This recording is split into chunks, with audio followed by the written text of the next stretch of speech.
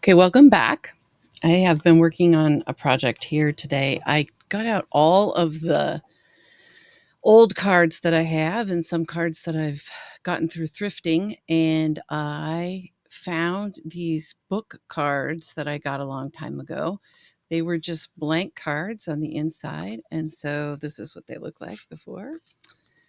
And I thought these would make nice little journals, and you can then slip them into an envelope, make them a gift, or you can use it yourself. So the first thing I started with is measuring the envelope. And so I got out my ruler, and this one is 5.5 by 4.25. And so I thought, well, that's convenient. It'll work really well with paper that is 8.5 by 11. And so, because I want to fold the paper in order to make the journal, I cut the paper in half to make my signatures. I made each of my signatures from 10 pages of paper, which makes it a 20-page total.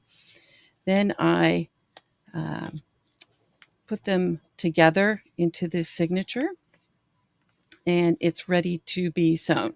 So I'm going to take this and I'm going to slip it into my card, and I'm going to punch them at the same time so that I get the right holes in the right spots. Okay.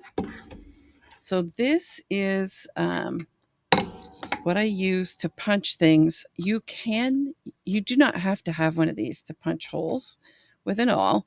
You can always just use an awl and push it through the paper. My hands don't have as much strength as they used to, so this is my method.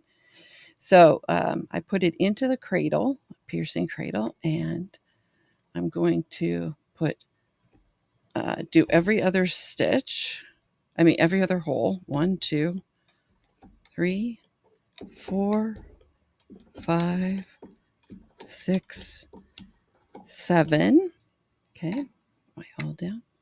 All right, now my next step is going to be sewing. So I leave that there while I'm doing that. And I get out my thread. The thread I'm using today is just some thread that I had found in my drawers. It is called Sublime Floss, and the color is bee pollen. The reason I chose this thread is because it is 100% cotton, which is hard to read there, but it is 100% cotton. And natural fibers work better with paper. The paper I am using is a natural colored paper, so it's not dyed white, um, and it's called Nat Ledesma,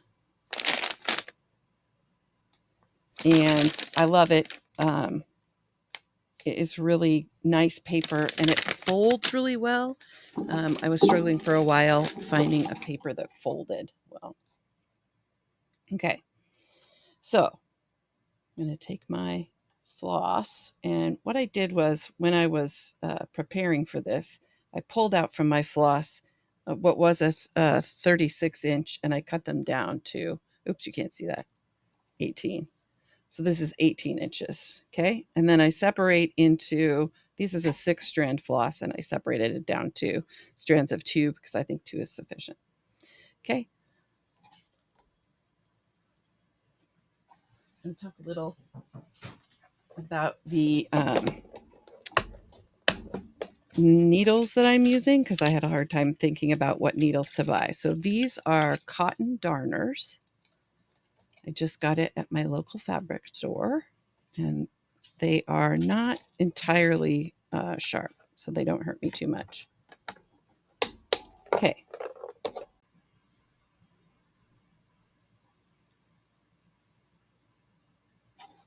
Okay, now that we have the needle threaded, I am going to put a little beeswax on it.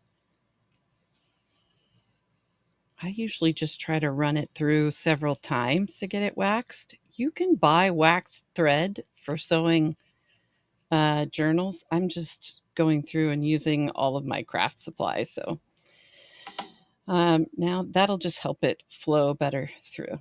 All right, the stitch I'm using is a pamphlet stitch. So I'm going to start out. There are 7 holes in the binding. And so I'm going to go in through the middle one and out the back.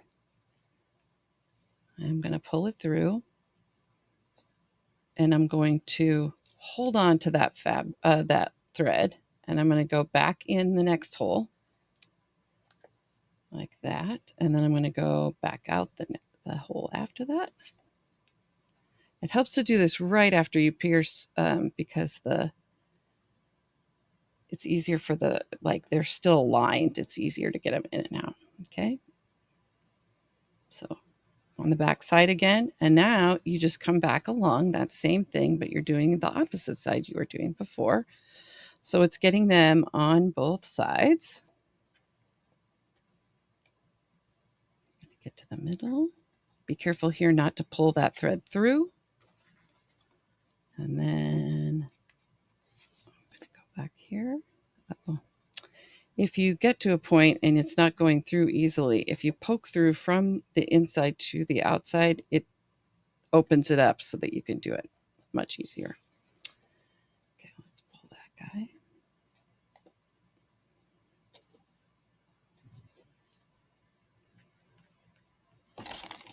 Or I will drop it.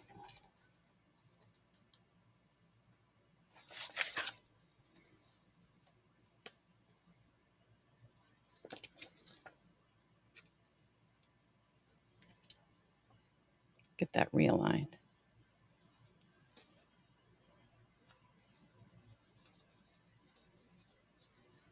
All right, when they're all done, except for one, this last one, then you're going to need to tie a knot. And so I fold the paper back, slip that under, and then lay it down and pull it around. And then I just tie a square knot. So that is the short side. You do it over. And then you tie in the short side again.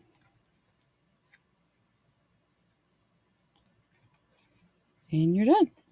Now that book is nicely bound. Pretty simple. I do use a press or something heavy, usually overnight or like that afterward, just to get the everything to relax sort of into each other, just to get that. Otherwise, you get the page will flip up like that. So I will press these tonight, and then I have these new paper clips that I just got that I'm going to ship with these journals. And it goes right here on the bottom part of the journal, just for a little cute. And you can see there, it holds a pen. And so the end product looks like this. Very cute. Okay. And that's a quick little journal on a Sunday afternoon.